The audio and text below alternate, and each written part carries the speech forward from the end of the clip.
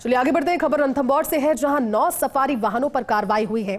दरअसल नियम विरुद्ध यू टर्न करने के ये सभी दोषी पाए गए हैं और सभी को नोटिस जारी कर अब 3 दिन के भीतर जवाब मांगा गया है। जवाब नहीं देने की स्थिति पर वाहनों को प्रतिबंधित भी किया जा सकता है या फिर ब्लैक लिस्टेड किया जा सकता है।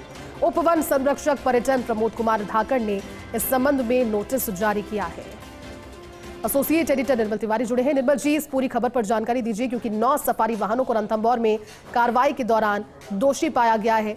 क्या नियमों की अवहेलना इन्होंने की और उसके बाद में अब क्या जानकारी?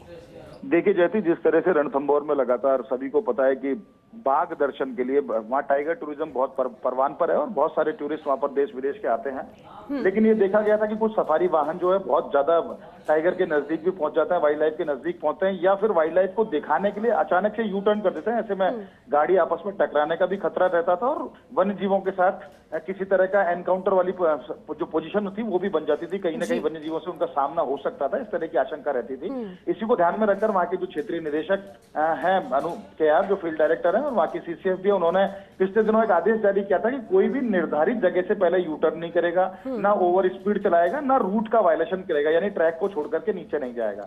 लेकिन ये जो 9 सफारी वाहन हैं, ये अलग अलग अवधि में यानी 19 जून से लेकर और 23 जून तक यानी कल तक की अवधि में ये 9 वाहनों ने 10 बार वायलेशन की, जिसमें खासकर आरजे 25 टीए 2146 जो वाहन है वो 2 बार और बाकी के जो वाहन है उन्होंने एक बार वायलेशन की। इनको ये सब यू टर्न करने के दोषी पाए गए। इन्होंने निर्धारित स्थान से यू टर्न न करके बाघों को या वाइल्ड लाइफ को दिखाने के लिए अचानक से यू टर्न किया, जिससे वहां उनकी शिकायतें हुई और जीपीएस के द्वारा इनको ट्रैक किया गया और उसके आधार पर इनको नोटिस जारी किए हैं। वहां के जो उपवन संरक्षक हैं प्रमोद कुमार धाकड़, उपवन संरक्षक पर्यटन जो है, उन्होंने नोटिस जारी किया और 3 दिन में जवाब मांगा है। जवाब से संतुष्ट नहीं होने की स्थिति में इन वाहनों को प्रतिबंधित किया जा सकता है, इनके रोस्टर काटे जा सकते हैं, इनको ब्लैक लिस्ट भी किया जा सकता है और इनका पंजीयन भी रद्द किया जा सकता है। यानी कुल मिलाकर कहा जा सकता है कि रणथंभौर में पर्यटन व्यवस्था प्रॉपर तरीके से चले, समुचित तरीके से चले, वहाँ किसी तरह की कोई अनहोनी घटना ना हो। क्योंकि कई बार पिछली बार आपको पता है सबको कि पिछले कई बार इस बार के कटु अनुभव रहे जब कई बार जिप्सी पलट गई है, कैंटर से नीचे गिर गए, घायल हो गए उसमें पर्यटक,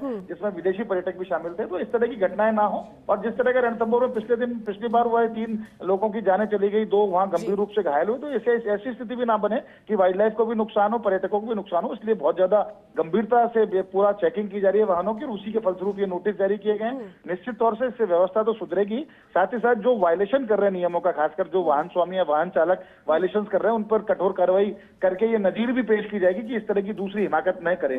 कारण का साफ है जैसे देखिए, वैसे भी 30 जून तक की सफारी है, उसके बाद जोन 1 से लेकर 5 तक जो बहुत ज्यादा जहाँ रश रहता है वो जोन बंद कर दिए जाएंगे 3 महीने के लिए। और ऐसी स्थिति में पर्यटक वहां इस समय बहुतायत में आ रहे हैं और वैसे भी बरसात गिरी है, बरसात के चलते पर्यटकों की पहुंच लगातार रणथंभौर में हो रही है। इसलिए बहुत जरूरी है कि वहां पर व्यवस्था बनाई जाए, उसी के तहत कार्रवाई की गई। जैसी ठीक है निर्मल जी, शुक्रिया इस पूरी बातचीत के लिए।